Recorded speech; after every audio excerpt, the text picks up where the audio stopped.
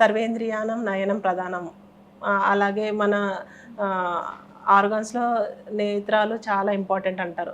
కళ్ళతో చూసినవి, చెవులతో విన్నవి, నోటితో మాట్లాడినవి ఇవన్నీ కూడా చాలా బ్రెయిన్లో ఎఫెక్ట్ అవుతాయండి. ఎస్పెషల్గా కళ్ళతో చూసినప్పుడు ఫర్ ఎగ్జాంపుల్ ఇప్పుడు మనం ఇద్దరం మాట్లాడుతూ ఉన్నాం అనుకోండి, బయట చూసిన వాళ్ళకి వీళ్ళు ఏం మాట్లాడుతున్నారని క్వశ్చన్ వస్తుంది కదా.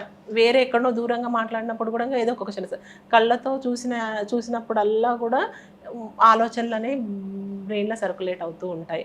సో ఫస్ట్ కళ్ళు రెండు మూసేస్తే ఒక ఒక ఒక కొంచెం కొంచెం స్టేటస్ ఆఫ్ థాట్స్ని మనం రెడ్యూస్ చేసిన వాళ్ళం అవుతాం. ఫస్ట్ ధ్యానం చేస్తున్నప్పుడు మనం కళ్ళు మూసుకొని చేస్తాం కదా, ఇది ఒక లెవెల్. అయితే కళ్ళు తెరిసి ధ్యానం కూడా మనం గుడాకేషన్ మెడిటేషన్లో నేర్పిస్తారు.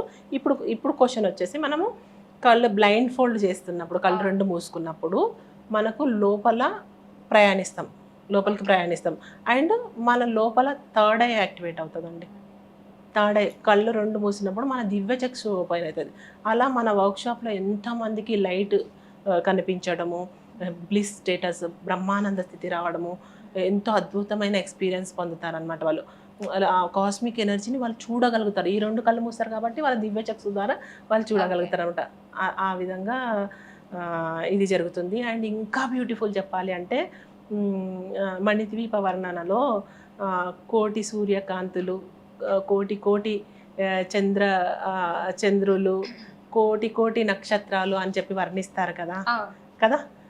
అది నాకు ఎప్పుడు కూడా ఇది mega inner light workshop dark room meditation చేసినప్పుడు నేను ఎక్కడో డైమెన్షన్లోకి వెళ్ళినట్టు ఫీలింగ్. వెళ్ళి అంటే కోటి సూర్యులు ఎప్పుడు ఉంటారు, కోటి భూమండలాలు ఉన్నప్పుడే కదా.